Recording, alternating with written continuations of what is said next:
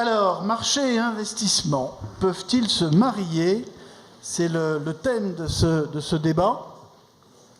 Comme vous le savez tous, la première condition du mariage réussi, c'est l'amour. Et en la matière, entre les marchés et l'économie réelle, dans les apparences au moins, le chemin qui mène à l'amour est encore long et périlleux, en tout cas c'est ce qui nous semble, d'où ce thème. Rarement les marchés ont été aussi puissants, les grandes places financières sont à leur plus haut. La crise, pour elles, pour les places financières, pour les acteurs du marché, est plutôt derrière, semble appartenir au passé, alors que pour les entreprises et l'économie réelle, la crise, c'est pratiquement le lot quotidien, tous les jours, et pas seulement en Europe. Alors c'est ce clivage donc, qui est sans doute à l'origine de ce désamour. Comment réconcilier des univers qui en réalité sont obligés de se comprendre et de travailler ensemble? Peut-on d'ailleurs les réconcilier? On va essayer d'avoir des éléments de réponse avec les invités de ce grand débat, avec monsieur Luis Alberto Moreno, qui est président de la Banque interaméricaine de développement, qui a également été ambassadeur de la Colombie aux États-Unis. D'ailleurs, une petite pensée pour vous, puisque vous faites partie des clubs qui, comme nous, sommes sortis de la Coupe du Monde, donc voilà. Mais là, on va remonter, vous allez voir. Yves Perrier, président de Amundi, qui regroupe la gestion d'actifs de la Société Générale et du Crédit Agricole, premier acteur européen donc de la gestion d'actifs avec 800 milliards sous gestion. Henri Proglio, président d'EDF, que je n'ai pas besoin de vous présenter. Tidjane Thiam, un franco-ivoirien, président de l'assureur britannique Prudential, en l'occurrence le plus important assureur britannique, près de 40 milliards d'euros de valeur. 60, ben voilà, j'en ai encore raté 20. Et vous allez voir qu'à la sortie de la réunion, on sera à 80. Et pour ouvrir cette séance, l'iconoclaste membre du cercle des économistes, Olivier Pastré, qui est presque de rouge vêtu aujourd'hui. J'ai ressorti ma tenue de gauchiste, qui était rangée parce que le match est assez inégal entre nous. Prudential, représenté par Tidjane, 70 milliards de chiffre d'affaires, 3 milliards de bénéfices nets, 250 milliards sous gestion. Ensuite, Henri Proglio, EDF, 80 milliards de chiffre d'affaires, 17 milliards d'EBITDA. EBITDA, pour ceux qui ne savent pas, c'est les sous qu'on met dans la poche. 160 000 salariés. Pas la sienne, dans la poche des actionnaires. C'est dommage. Dont l'État. Dont l'État, oui. Et Amundi, 1000 milliards de dollars sous gestion. Il ne reste plus qu'à passer de 1000 milliards de dollars à 1000 milliards d'euros, ça va venir. Et en face de ces trois monstres, il y a Luis Alberto Moreno, patron de la BID, dont les prêts 2013 représentent 14 milliards de dollars. C'est quand même pas grand-chose. Donc, la droite, c'est ce que j'ai représenté au début, et puis heureusement, il y a la gauche, avec la BID, Simon, notre étudiant, et moi. C'est pour ça que j'ai remis ma tenue de gauchiste. Ceci dit, la finance de marché se remet à perdre les pédales. Je sais pas, moi.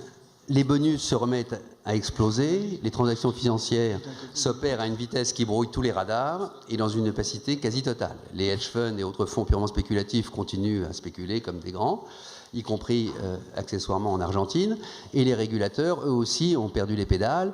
Ils ont des exigences en matière de reporting qui sont complètement absurdes, et les tribunaux américains s'arrogent des droits qui sont complètement stupéfiants, qui est la preuve que l'impérialisme américain n'est pas encore mort. Tout ça, ça ne va pas très bien. Alors comment, dans ce contexte, peut-on faire que marché et investissement se marient?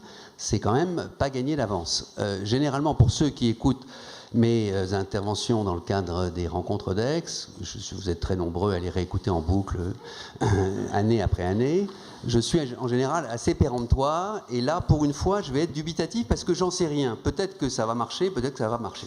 Et comme je suis dubitatif, j'ai 19 questions. Ne vous inquiétez pas, ça va aller vite. Il n'y a que Simon qui est obligé de les écouter parce que c'est lui qui va passer après. Je les ai regroupés tout bêtement dans qui, où, quand, comment, pourquoi et pour qui. Qui, c'est très simple, qui est-ce qui fait de la finance de marché aujourd'hui? L'offre s'est extraordinairement diversifiée dans des genres différents, Bitcoin, crowdfunding, shadow banking, tout ça, qu'est-ce que c'est? Par ailleurs, toujours dans le même registre, quelles sont les conséquences en matière de gestion d'actifs des réglementations complètement imbéciles qui ont été faites, qui s'appellent BAL 3 et Solvency 2, et qui privilégient la dette d'État par rapport à la dette corporate et donc à l'investissement? Je ne sais pas. Voilà pour l'offre.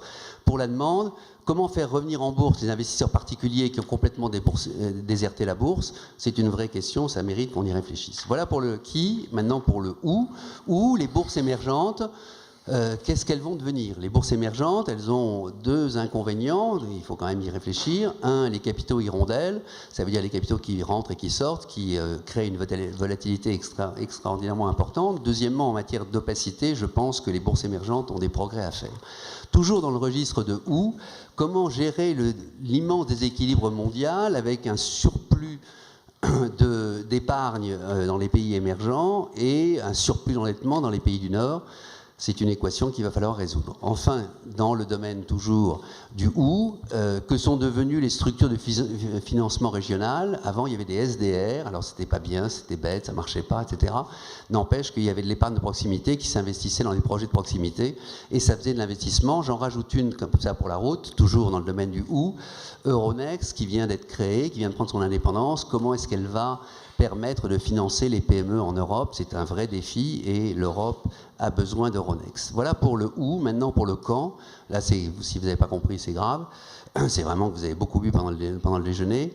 C'est la question du temps. Dans ce domaine-là, comment rendre compatibles les investisseurs, les objectifs des investisseurs à long terme, des investisseurs patients, des fonds souverains, avec une finance qui est de plus en plus court-termiste, de plus en plus gouvernée par le trading à haute fréquence. Mais le temps, c'est aussi celui du temps des entreprises. Et dans ce domaine-là, il y a un vrai problème qu'on n'a pas résolu, qui est le financement des entreprises dans leur prime enfance. On sait financer les ETI, on sait financer les grandes entreprises, on sait financer EDF, on ne sait pas toujours financer par les marchés les PME. Voilà pour le quand. Maintenant le comment. Comment créer un véritable marché des obligations d'entreprise qui n'existe pas en Europe alors qu'on sait que c'est absolument indispensable. Et que penser, pardon Yves, que penser des banques et des assureurs coopératifs et mutualistes qui devraient être coopératifs et mutualistes, ce qui n'est pas complètement aveuglant aujourd'hui, c'est une vraie question qui se pose, en tout cas en Europe continentale. Reste maintenant le pourquoi et le pour qui, ça c'est très facile, juste deux exemples. Qu'est-ce qu'on fait du trading pour compte propre, c'est-à-dire du trading que font les banques pour leur compte ou les assureurs pour leur compte? Est-ce qu'il faut jeter le bébé avec l'eau du bain, c'est-à-dire supprimer une source de profit qui n'est pas complètement absurde? Et deuxième exemple, que penser de la taxe sur les transactions financières? Ça pourrait être une très bonne chose, il ne faudrait pas que ça plombe la finance européenne, ça mérite réflexion. Juste pour finir, un peu de sérénité, parce que là j'ai un peu plombé l'atmosphère. Marché et investissement peuvent-ils se marier? C'est le thème de la conférence. Il ne nous a pas échappé que les deux mots sont du même genre, masculin en l'occurrence, donc on est en présence d'un éventuel mariage homosexuel qui ne pose en soi aucun problème, mais qui limite les possibilités de procréation naturelle. Même si les marchés et l'investissement se marient, cela ne garantit pas pour autant la création d'emplois. Par ailleurs, le caractère des deux époux potentiels sont extrêmement différents, voire contradictoires. Les marchés sont séduisants, vifs, volatiles et parfois versatiles, alors que l'investissement a besoin pour s'épanouir de tranquillité, de prévisibilité et de calme. Supposons toutefois que ce mariage de l'eau et du feu soit possible. Quels sont les récifs sur lesquels une telle union pourrait se briser? La période du coup de foudre, c'est en gros les années 80, et les fiançailles, c'est les années 90, c'est passé. Le mariage a été prononcé au tournant de ce siècle, et c'est donc là, comme toujours, que les ennuis ont commencé. Après quelques années idylliques, le cap fatidique des 7 ans, je parle pour ceux qui sont mariés, les 7 ans de mariage, doit aujourd'hui être franchi. Les tentations d'aventure extra-conjugales se sont multipliées, et les pulsions échangistes destinées à pimenter la vie du couple se sont intensifiées. Le couple marché-investissement se trouve aujourd'hui à la croisée des chemins, soit il divorce, avec tous les traumatismes que cela implique pour les enfants, pardon, soit il arrive à trouver enfin la paix, et dans ce cas, l'horizon des noces d'or paraîtra enfin à nouveau accessible. Il est de notre devoir de tout faire pour que cette deuxième solution prévale. La création d'emplois et la sortie définitive de la sortie de crise en dépendent. À vous de faire votre examen de conscience et à vous de jouer. Très bien.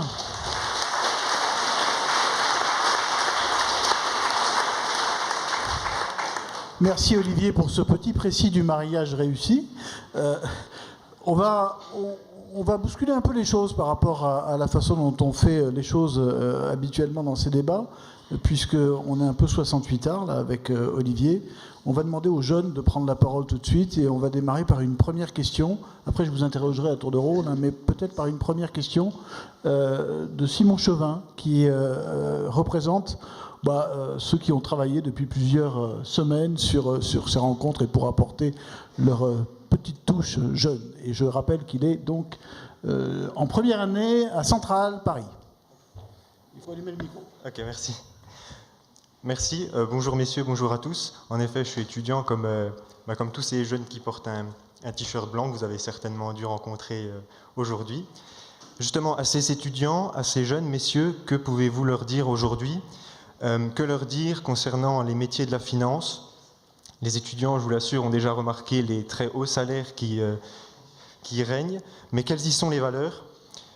Et vous-même, dont les activités sont liées au marché financier, quelles valeurs défendez-vous au sein de vos entreprises ? Je vous remercie.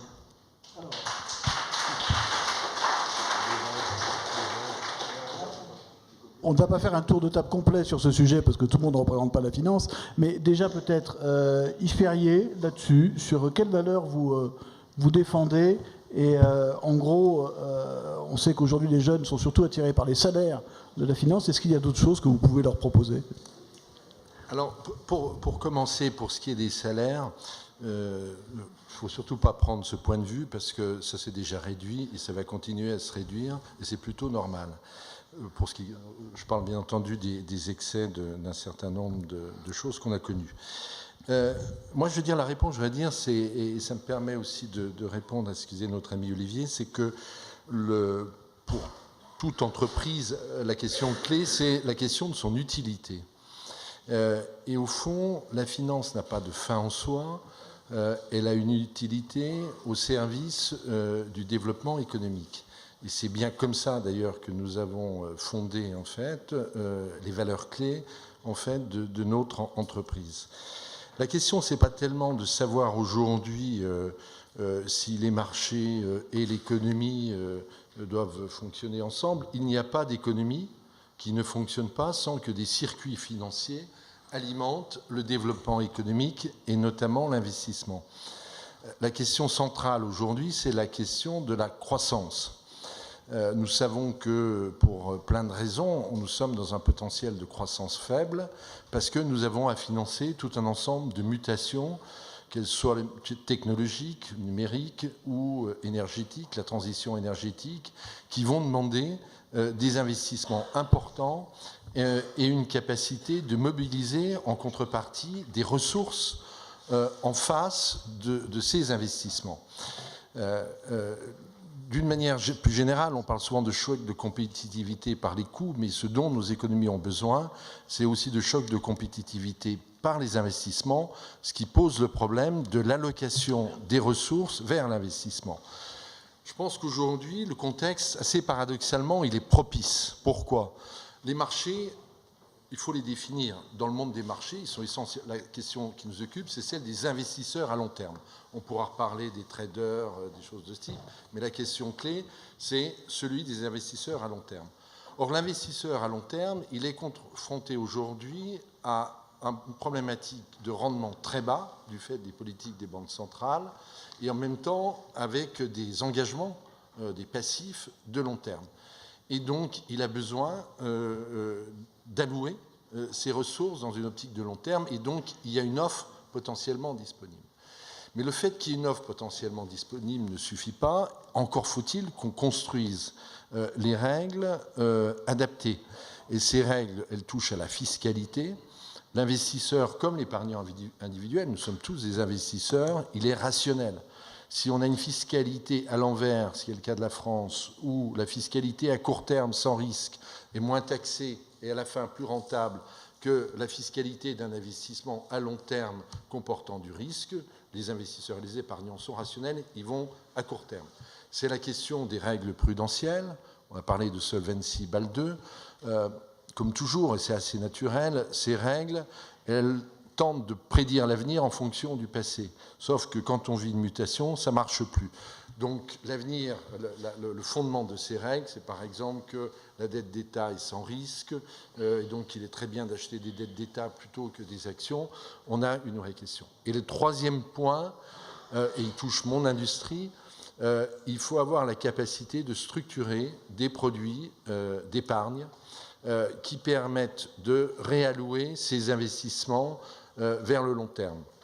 Ce doit être des produits qui diversifient le risque, parce que l'objectif d'un épargnant en termes de capital est toujours en fait de limiter son risque.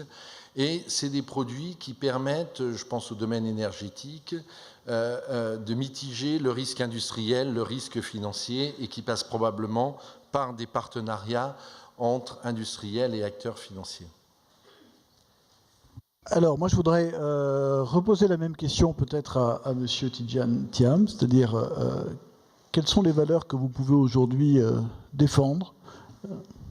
Très bien, merci. Je crois que en fait, ma réponse ne sera pas très différente de celle d'Yves. Pour ce dont on parle chez nous, Prudential, en fait, c'est, en anglais, on dit doing well by doing good.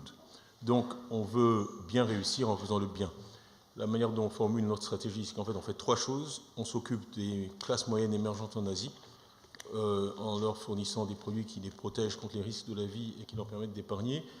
On assure la transition des baby boomers aux États-Unis, il y en a 78 millions, vers la retraite. Donc l'âge moyen de nos clients aux États-Unis, c'est 64 ans. On aide des gens à avoir un revenu confortable en retraite. Et on assure la transition démographique au UK. Tout le monde dans le groupe sait décliner ça. Il n'y a nulle part le mot profit.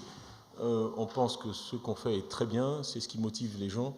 Et en fait, on a la chance d'être dans une industrie où c'est relativement facile de voir l'impact concret qu'on a. Moi, j'ai une histoire en tête. On a signé un accord important en Thaïlande l'année dernière et, avec une banque. Et malheureusement, le chef du réseau bancaire est décédé 3 semaines après. Simplement, le jour de l'accord, il a pris une police Prudential d'assurance vie. Donc on lui a payé la première claim, en fait la première, comment on dit ça en français, excusez-moi, la première, premier client en fait qu'on a remboursé, échéance qu'on a remboursée, c'était celle de ce monsieur, et j'ai eu une très belle lettre de sa veuve disant, écoutez, mes enfants continueront à aller à l'école grâce à ce que vous avez fait. Donc en fait on est dans un métier où la perception de ce qu'on fait est très immédiate, il n'y a pas de question sur le fait qu'on remplit un rôle utile dans la société. Donc ça, je dirais que c'est la première chose sur les valeurs. On est très attaché à ça et la plupart des gens qu'on embauche viennent attirés par cette mission. C'est en fait la fourniture par le secteur privé d'une vraie mission de service public. Dans tous les pays asiatiques où on opère, en fait, c'est nous le réseau de couverture sanitaire et sociale et on le fait, oui, en dégageant des revenus, mais en couvrant effectivement des millions de gens qui, grâce à nous, sont protégés. J'ai l'autre aspect, c'est la mobilisation de l'épargne, et ça nous amène vraiment au sujet du jour. C'est qu'en fait, en collectant donc ces fonds, on devient un opérateur économique important. C'est toujours un peu compliqué de parler de ça en France parce qu'on n'a pas de vrais fonds de pension. Les fonds de pension en Angleterre, c'est 131% du PIB. En France, je crois que c'est 6%. Donc on est vraiment sur deux planètes complètement différentes. Nous payons 1 400 000 retraites en Angleterre uniquement chaque mois. Donc on paye plus de retraités que l'État britannique. Donc en fait, la place que le système privé a occupée est extrêmement importante. Et je pense que c'est une des grandes réponses à tous les débats actuels sur le capitalisme. C'est que le fait que, à travers nous, les épargnants, les citoyens, se sentent propriétaires des grandes entreprises est très important. Moi, je reçois tous les jours dans ma boîte des emails de Britanniques me disant « Oui, ma retraite est avec Prudential. Est-ce que vous pouvez m'expliquer ce que vous faites contre le climate change ? Je veux que mon argent soit investi dans des entreprises responsables. » J'ai vraiment des courriers, j'en ai 4 ou 5 par jour toute l'année. Donc la boucle est fermée, parce qu'il y a vraiment un sentiment de ownership, les gens se sentent propriétaires des très grandes entreprises britanniques. Et autre anecdote, j'étais à Westminster au Parlement britannique là, il y a quelques semaines, et invité à parler au Parti conservateur, et le chef des cuisines il s'est arrangé pour être sur mon passage. Donc il se présente à moi, il me dit, voilà, je suis le chef des cuisines à Westminster et tout. Mais plus important, je suis un gros actionnaire de Prudential. Donc, il me dit, merci beaucoup, parce que j'ai quadruplé mon investissement et je suis vraiment très content. Et j'ai des chauffeurs de taxi à Londres qui me tiennent le même discours. Donc en fait, cette diffusion de l'actionnariat dans la société. Je pense que c'est une condition indispensable au succès d'un système capitaliste, parce que s'il n'y a pas cette courbure de transmission, vous tombez dans des débats en fait un peu stériles, où les gens ne voient pas de bénéfices pour eux dans le fonctionnement du système. Donc, juste pas pour ne pas monopoliser la parole, mais sur l'investissement, nous, en fait, structurellement, on est très bien placé pour répondre à la demande d'investissement à long terme, parce qu'on a des passifs à long terme. Comme tu l'as très bien dit, Olivier, c'est une fonction naturelle pour nous. Et on est très différent des banques, parce que les banques font prendre à la société un risque de transformation qui est énorme. Elles sont obligées de transformer des ressources à vue en usage à long terme, et ça, en fait, ça demande beaucoup de capital, et c'est pour ça qu'on voit le système bancaire exploser de façon régulière. Alors qu'en fait, l'assurance est bien mieux placée pour faire ça. On peut adosser nos investissements à des passifs de même horizon de temps. Donc on peut faire ça, et on peut faire ça sans effet de levier. Moi, je suis long en liquidité. Ce que je fais chaque mois, c'est que je reçois des milliards de primes et je les réinvestis.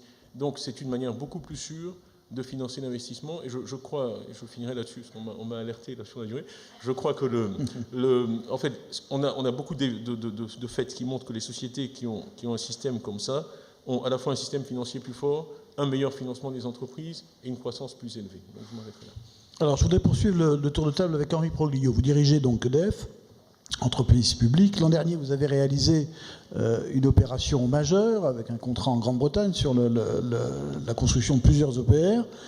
Et pour réaliser ce contrat, ce deal sur plusieurs années, vous avez fait appel à des partenaires qui sont des partenaires chinois ou d'autres nationalités également.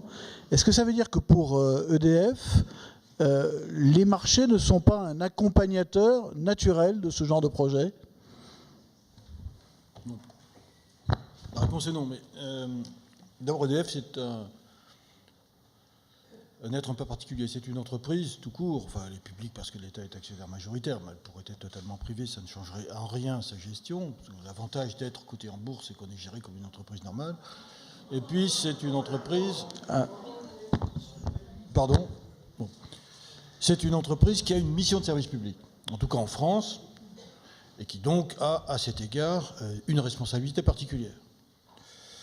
C'est vrai aussi en Grande-Bretagne, où nous sommes le premier électricien britannique, c'est vrai en Pologne, nous sommes le troisième électricien polonais, c'est vrai en Italie, où nous sommes le deuxième, c'est vrai en Belgique, nous sommes le deuxième, et c'est vrai un peu partout. Donc, on a une mentalité d'opérateur de service public, c'est-à-dire au fond, gestionnaire à long terme d'un service de première nécessité, adossé à des infrastructures de long terme, des investissements très lourds, donc très capitalistiques. Le cas que vous signalez, celui du nucléaire britannique, en est un exemple. La Grande-Bretagne a décidé, dans son mix énergétique, de faire appel au nucléaire, a décidé de confier à EDF ses premiers réacteurs nucléaires de nouvelle génération. C'est en 3 étapes un investissement de 50 milliards de livres sterling.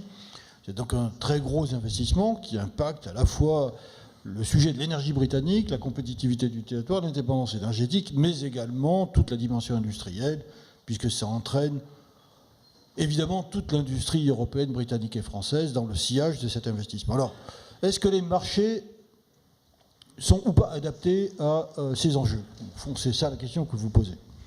La réponse est oui et non. Oui, dans la mesure où nous avons, à travers notamment le marché obligataire, réussi depuis le début de l'année à lever un montant significatif de capitaux. Nous avons effectivement eu un peu d'originalité à cet égard.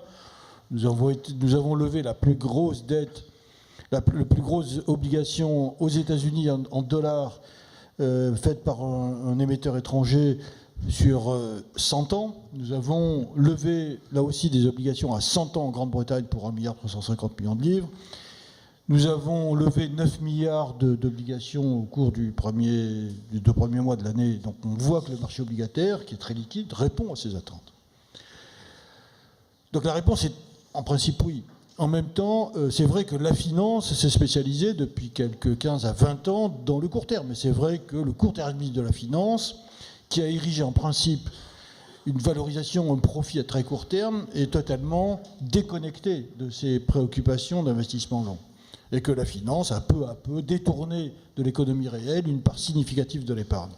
C'est un sujet extrêmement préoccupant pour les sociétés du monde occidental, qui n'est pas tout à fait la même chose dans les pays émergents.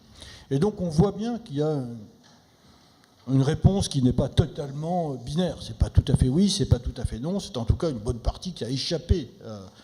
On voit bien que des pays à fort potentiel d'épargne comme la France, un pays dans lequel le système a détourné de l'industrie une bonne partie de l'épargne, pour ne pas dire la quasi-totalité. Ben, l'épargne finance la dette, et finance la dette des pays. Oui. Quand on voit le montant des dettes en Europe, c'est largement vers là que va l'argent. C'est une partie de la réponse, pas unique, pas la seule. Parce que les règles, et notamment les règles prudentielles d'ailleurs, sont des règles qui, au fond, sont de nature à décourager l'investissement long. Ensuite, est-ce que pour autant il faut embarquer des actionnaires, non pas étrangers, mais des actionnaires autres dans les investissements? Là, la réponse est plus dans le domaine comptable, parce que c'est vrai que la consolidation d'un tel montant d'investissement dans le bilan d'une seule entreprise crée une espèce d'inertie. Et que, par conséquent, on a intérêt à partager de manière à déconsolider la dette. C'est plus le problème de déconsolidation que le problème de lever de la dette qui l'importe. Et là, la réponse à la question que vous posiez, alors est-ce qu'il s'agit de Chinois, est-ce qu'il s'agit de pas de Chinois, d'investisseurs quelconques? Le sujet, c'est y a-t-il des investisseurs qui nous accompagnent dans ces projets? La réponse est oui. Pourquoi? Parce que ces projets ont une rentabilité intrinsèque. Dans une vision à long terme, puisqu'il s'agit d'investissements sur une durée de 60 ans à peu près, et on voit bien que la dynamique n'est possible qu'à la condition de satisfaire aux exigences des investisseurs, ce qui est assez naturel de ce point de vue-là. Donc voilà, le sujet, il est, oui, on peut se financer sur le marché. Non, la finance ne répond pas entièrement aux besoins de l'industrie. On en voit les conséquences, ne serait-ce que dans les marchés occidentaux. Et en même temps, la liquidité ambiante, la liquidité sur les marchés fait qu'on a accès à un marché obligataire qui est beaucoup plus réactif que le marché des actions. Alors, je voudrais poursuivre avec Luis Alberto Moreno. On a tous en souvenir les pays émergents, l'Amérique du Sud, qui, dans les années de crise, ont bénéficié en 2008 d'un afflux massif d'argent, d'épargne mondiale. Tout s'était dirigé en quelque sorte vers les fameuses BRICS. Et il a suffi que la Réserve fédérale annonce à un moment donné qu'elle allait remettre en question sa politique de soutien de l'économie pour que d'un seul coup, cet argent soit retiré un peu comme les bancs de poissons. Vous savez, ça va d'un côté, ça part de l'autre. Qu'est-ce que vous en avez tiré, vous, comme enseignement pour votre région, pour l'Amérique latine, ces afflux de capitaux et puis tout aussi rapidement, ces départs de capitaux? Comment est-ce qu'on gère ça et qu'est-ce que ça construit pour l'avenir? Je m'excuse, je parle avec l'anglais. Let me begin with a metaphor similar to Olivier. It's a different metaphor. It's one about soccer. And yesterday was not a good day for France, nor for my own country, Colombia. But having said that, the last World Cup that was celebrated in Latin America was in 1986 in Mexico. At the time, the debt to GDP ratios of countries in Latin America was perhaps a bit higher what it is in Europe today. 50% of the people in Latin America at the time lived in poverty. Today, a third of the population in Latin America lives in poverty, and more importantly, the debt to GDP ratio of Latin American countries is a third of that of Europe. Having said that, what has happened in the markets, and your referral perhaps goes back to the days when the chairman of the Fed, at the time, Mr. Bernanke, decided to basically alert the markets that there might be a correction and a beginning of a consolidation of the Federal Reserve's balance sheet. Quickly, that not only affected Latin America, it affected world markets as a whole. And quickly there was a correction. The interesting point here is, however, that for the case of Latin America, quickly countries were able to adjust. And the reason they were able to adjust was because most of our countries were under flexible exchange rate systems and as a result with inflation targeting. And that meant that countries were able to adjust very quickly. And as a result, countries that had never tapped the markets before, of nature of Bolivia or Honduras, just to mention two very small countries, were able to go back to the markets again. Now, what does it mean for a country to go to the markets, and what does it mean for its private sector? Because I think that's a very important point. When a country goes to the markets, it sets a floor for interest rates on which corporates can then go either to local or to international markets. And that becomes a very important element as well. So when thinking about this, I think clearly markets have become more alert, certainly from the perspective that you were describing in Latin America, of understanding the differences of risks across countries. And I think this is a very important development. And what development which certainly, at the end, what it's demonstrating is that Latin America will continue to have growth, certainly not at the levels it had for over the past 8 years, largely because we had very good tailwinds. What were those tailwinds? Well, very low interest rates, for one. Secondly, very good commodity prices and a lot of growth and consumption coming from Asia, especially from China. That has begun to change.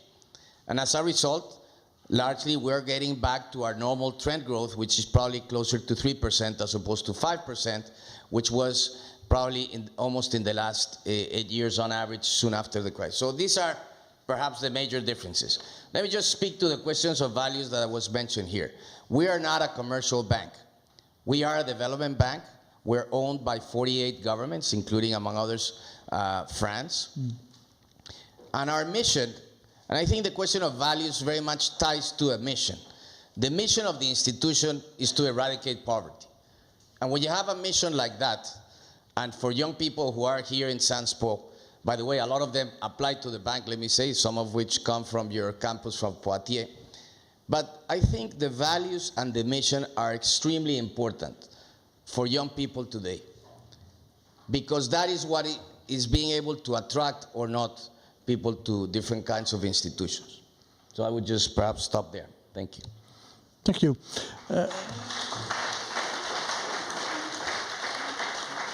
Je voudrais revenir vers vous, Tidjane Thiam, dans un entretien au Point, au journal Le Point, en fin d'année, c'était très intéressant. Vous dites que les marchés fonctionnent de façon aberrante. Vous dites que les bonnes nouvelles sont vécues comme des mauvaises nouvelles et que l'inverse est tout aussi vrai. Vous dites qu'aujourd'hui, le niveau des taux d'intérêt décourage l'épargne alors qu'il faut la récompenser. On sent dans les propos que vous avez vraiment une déconnexion totale et que d'une certaine façon, c'est essentiel aujourd'hui de rebrancher les marchés sur l'économie réelle. Mais comment on fait ? Écoutez, c'est une question fantastique. Le problème de fond, c'est que ce ne sont pas les marchés qui font ça. Ce sont ceux qui déterminent la politique de taux d'intérêt. Le taux d'intérêt est la variable économique la plus importante parce qu'au fond, c'est le prix du risque. Et c'est quelque chose que les banques centrales peuvent fixer de façon complètement libre. Et mon propos, il était destiné aux banquiers centraux. Quand je rencontre un certain nombre, c'est ce que je leur dis. On a vécu ça, par exemple, en Espagne. En Espagne, dans les années 2000, on savait très bien que les taux d'intérêt réels étaient négatifs. Si votre politique délibérée, c'est de maintenir des taux à 2 ou 3% quand l'inflation est à 4%, ce que vous avez, c'est une explosion de l'endettement. C'est juste mécanique, parce que c'est la décision rationnelle à faire. Les marchés sont redoutables dans leur efficacité. Ils se comporteront exactement comme l'environnement général qu'on a créé les incite à se comporter. Donc si on décide en politique macroéconomique de maintenir les taux d'intérêt à un niveau qui n'est pas réaliste, ce que ça va faire, en fait, c'est conduire à de très mauvaises décisions et à une très mauvaise allocation du capital et à une très mauvaise allocation des risques. Donc mon propos sur le quantitative easing, c'est que c'est une énorme distorsion économique, que ceux qui l'ont mise en place ne savent pas comment en sortir. Oui. Bon, non, c'est un véritable problème, parce que c'est comme toutes les politiques dangereuses. On les met en place pour un gain à court terme, en sachant très bien qu'on est en train de c'est comme l'inflation dans les années 70. On est en train de créer un énorme problème de sortie. Et donc la réponse, quand on les presse, c'est nous finalement, on dit les marchés, nous sommes un gros intervenant sur les marchés. Là, peut-être où j'aurais un peu une différence avec ce qui a été dit. Je pense qu'en fait, on est des acteurs à long terme. Je pense que moi, quand je gère Prudential, j'ai un horizon à beaucoup plus long terme. D'abord, on existe depuis 166 ans, sous le même nom, une vraie responsabilité. Et vraiment, j'ai des retraites à payer en 2030, en 2035, en 2040. Donc quand je prends mes décisions, vraiment, je suis obligé de raisonner au long terme. On a fait notre stratégie la semaine dernière avec le board, on regarde 2020, 2030, 2040. Donc en fait, on est très sensible sur l'accusation de short-termisme du secteur privé, parce que vraiment, on pense que dans beaucoup de cas, ce n'est pas vrai. Nous, en tant qu'investisseurs, la durée moyenne de détention d'actions, c'est 8 ans. Ce n'est pas vraiment le court terme. C'est la moyenne. Donc il y a des entreprises qui détiennent des actions 15 ans, 20 ans. Donc on est vraiment un acteur dans le long terme. Et en fait, moi, ma critique vis-à-vis des politiques et d'autres décideurs, c'est qu'en fait, c'est eux qui sont dans le court terme et qui font des arbitrages qui vont nous coûter beaucoup, et à nos clients et à nos actionnaires sur le long terme, parce que personne ne sait, personne n'a de scénario crédible de sortie de cette crise. Je vais finir là-dessus, mais vraiment, le problème des taux d'intérêt, tout le monde sait qu'il faut qu'ils se normalisent.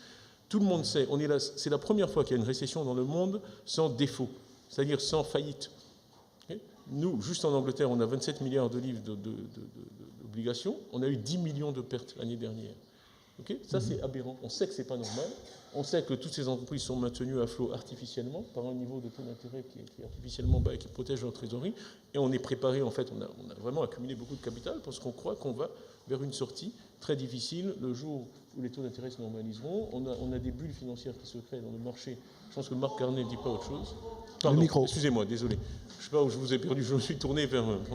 Je disais qu'à cause de la manipulation des taux d'intérêt, on a des bulles financières qui se créent dans les marchés d'actifs. On sait très bien, Marc Carnet le dit lui-même, que le marché de l'immobilier actuellement en Angleterre est vraiment un problème, et il y aura de la casse à la sortie. Donc tout ce que je disais, c'est ce que je dis depuis un moment.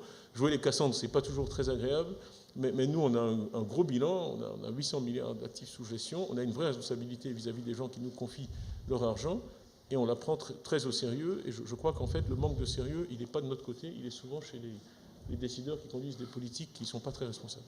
Henri Proglio, vous êtes d'accord avec cette analyse? Ça vous arrange des taux d'intérêt très bas? Pas spécialement, non. Pas spécifiquement. Ça arrange à court terme toutes les entreprises ou tous les acteurs qui ont besoin ou qui ont recours au marché, par définition, au marché de la dette. Bon. Pour autant, non, nous, on a une vision à très long terme. Alors, je rejoins notre ami, parce qu'au fond, les compagnies d'assurance ont une vision longue. Le marché des acteurs financiers n'est pas limité aux compagnies d'assurance. Là où les compagnies d'assurance, effectivement, raisonnent long, beaucoup des acteurs du marché raisonnent court. Je maintiens ce que je disais tout à l'heure. Nous, notre vision, elle est à 60 ans, puisque c'est la durée de nos investissements, au fond. On a une obligation, et donc avec toutes les incertitudes qui sont liées à cet horizon lointain, de faire des hypothèses de consommation, d'investissement, de compatibilité, de pertinence, de compétitivité des investissements et des technologies à l'horizon des 50 à 60 ans qui viennent. C'est ça l'enjeu. Bon. Et donc on cherche des ressources qui soient adaptées. Le sujet, c'est plus un problème d'adaptation du coût de la ressource au niveau du rendement attendu et du risque qu'un sujet de valeur absolue du niveau des taux. Donc non, on ne bénéficie pas spécialement des taux d'intérêt à court terme. Des taux bas d'intérêt, en tout cas.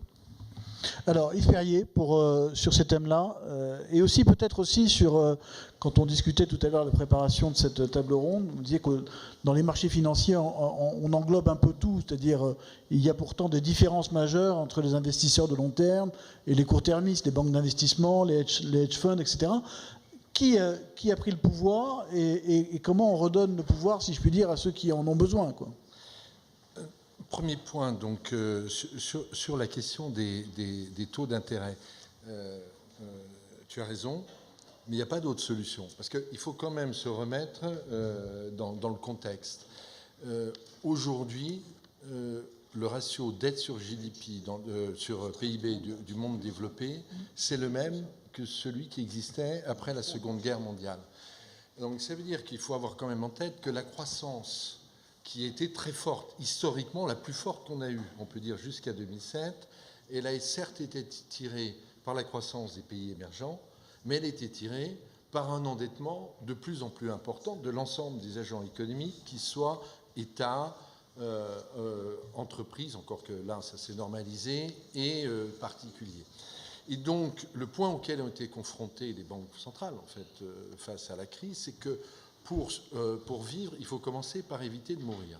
Donc il faut prendre l'action des banques centrales comme le fait qu'elles donnent du temps, au fond, pour modifier les politiques économiques, retrouver le chemin de la croissance, mais elles ne peuvent pas avoir une solution à elles seules. Parce que cette question de la croissance, elle renvoie justement à la question de tous ces investissements de long terme qu'il faut faire pour renouer la croissance dans le monde développé, puisque dans le monde émergent, au niveau des biens de consommation, il y a encore beaucoup de place à faire. Donc en fait, il n'y a pas d'autres solutions de court terme, mais si d'autres relais ne viennent pas, alors on va rentrer dans une zone très dangereuse. Et quand on regarde d'ailleurs après la Seconde Guerre mondiale, comment les banques centrales ont réduit leur bilan. En fait, elles ne l'ont pas réduit en nominal, elles l'ont réduit en pourcentage du PIB, par la croissance. Donc ça, c'est le premier point. Le deuxième point, en effet, sur la question de ces marchés, etc. Qu'est-ce qui s'est passé dans ce qu'on a appelé le développement de la finance, on va dire, du début des années 90 jusqu'à la crise, et ça perdure un peu. C'est qu'au fond, pour l'essentiel, en effet, ce sont les banques d'investissement, mais j'allais dire le monde des court-termistes, hedge funds, et quand je dis hedge funds, il y a des hedge funds chez Amundi, c'est-à-dire des gens qui ont des visions de court terme, qui ont en quelque sorte pris le dessus et qui ont drivé l'ensemble, idéologiquement, dans les modes de gestion, etc. Et en fait, fondamentalement, ce sont des gens qui sont short-termistes parce que leurs modes de rémunération sont aussi de court terme. Une banque d'investissement, j'espère que je ne vais pas choquer trop de monde dans la salle, mais c'est un marchand de biens, c'est quelqu'un qui a besoin que les actifs tournent, donc qui vit sur des commissions, etc. Bon, c'est donc pas du tout la même problématique que celle de l'investisseur à long terme, qui soit compagnie d'assurance, gestionnaire d'actifs, fonds de pension, fonds souverains, etc. Et une des questions clés pour moi, qui est une question presque politique de la finance, c'est qu'il faut que le monde des investisseurs de long terme reprenne le pouvoir. Mais comment ? Parce que, comment ? je vais vous prendre un exemple très concret. La question des administrateurs. On parle beaucoup des administrateurs indépendants, etc. Mais enfin, il faudrait que les grands investisseurs de long terme s'organisent pour peser sur le choix des politiques et des entreprises. C'est-à-dire que moi, en tant qu'Amundi, je développe en permanence l'idée que pour créer de la valeur, il faut du temps. Et je ne crois pas à une stratégie d'entreprise qui ne s'inscrive pas dans la durée. Si plus d'investisseurs disaient en fait ce genre de choses, qui sont des choses de bon sens, parce que quand on fait un track record des entreprises, on voit que c'est celle-là qui, sur la durée, je veux dire, crée de la valeur. Et dernier point que je voudrais dire par rapport à ce que disait Henri Proglio sur la question de l'épargne en France. Ne nous trompons pas, le problème de l'épargne en France, c'est autre chose. 12 000 milliards d'épargne, 15% du PIB, mais 8 000 milliards en immobilier, 1 600 en assurance vie, dont à peu près 1 000 milliards d'aides d'État. Une grande partie du reste, c'est du dépôt à terme. Il y a uniquement 500 milliards en actions, dont 150 en actions cotées, c'est-à-dire 4% du total. C'est-à-dire que nous avons fait un choix collectif pour financer la rente immobilière, pour financer la dette d'État qui résulte elle-même de nos déficits excessifs au détriment de l'investissement productif. Olivier Basseret, vous vouliez... Non, mais je voudrais prolonger ce que vient de dire Yves, mais je trouve qu'il n'est pas encore assez dur. On a des réglementations qui sont débiles. Je suis désolé, pour prendre l'assurance, Solvency II, ça interdit aux compagnies d'assurance, qui sont les seuls investisseurs qui peuvent investir à long terme compte tenu de leurs engagements, on leur interdit d'investir en actions. Très franchement, c'est quand même, c'est pas zarbi, c'est débile. Bon.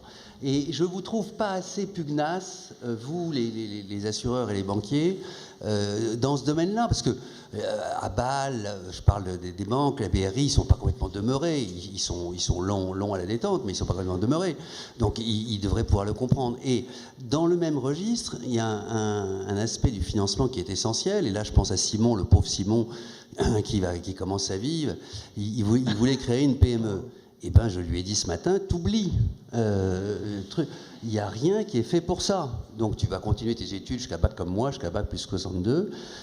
Mais franchement, créer une boîte, est-ce que les gestionnaires d'épargne que vous êtes, ou les grandes entreprises comme celle d'Henri, vous faites quelque chose pour la création d'entreprises et le financement des PME? Je crains qu'on vous empêche de le faire. Alors, on est malheureusement obligé de conclure le débat. Peut-être Tidjane Thiam, quelques mots là-dessus, sur ce qui vient d'être dit. Oui, vraiment beaucoup de choses très intéressantes. Je vais essayer d'être rapide. Les banques dans l'eurozone, c'est 270% du PIB. Okay, aux États-Unis, c'est 72%. Donc il faut absolument réduire le rôle des banques dans le financement de l'économie européenne. Il faut passer d'un modèle qui est d'abord bancaire à un modèle qui est beaucoup plus divers et plus riche. Moi, je crois que c'est un peu une fausse opposition. De court terme, long terme, il y a une diversité d'acteurs financiers qui sont bien adaptés pour financer un certain type de besoins. C'est vrai que Yves, nous les assureurs, on est très bien placés pour assurer le financement de long terme, comme l'a dit Olivier, l'infrastructure, de EDF, etc. On est participants. On a 35 milliards de livres investis au UK en infrastructure, nous, Prudential. Donc, on est très bien placés pour faire ça. Les banques sont beaucoup mieux placées pour faire du 3 à 5 ans. Et puis après, il y a toutes sortes d'acteurs. Le marché des placements privés, vraiment sur lequel je voudrais dire un mot, c'est complètement aberrant. C'est un marché qui est très développé aux États-Unis. Un tiers du financement du marché américain de placements privés vient d'Europe. C'est vraiment complètement aberrant à un moment où 65% seulement des entreprises en Europe qui demandent un prêt obtiennent le montant qu'elles demandent. Donc il y a le besoin en Europe de réduire l'importance des banques, augmenter le rôle des acteurs non bancaires, okay, et vraiment arriver à financer l'économie de façon beaucoup plus saine sur le long terme. Et aussi, juste un point sur les PME, mais les prêts, ce n'est pas la solution au financement des PME, c'est l'equity, c'est des fonds propres qu'il leur faut. Donc alors, il faut aussi réfléchir à ça et trouver des solutions. Je vais juste demander à M. Moreno 2 mots. Il vient de loin, il a traversé l'Atlantique. S'il pouvait lui aussi nous donner 2 mots de conclusion. Well, I'd just like to say that, I always think of, when you talk about financial crises, in Latin America, in a space of 20 years, we had 25 financial crises. So we're pretty good experts at this. And the one point that one must be rebuilt is trust. Because on the one hand, you have this over-regulation that took place, a misplacement of risk as a result that comes.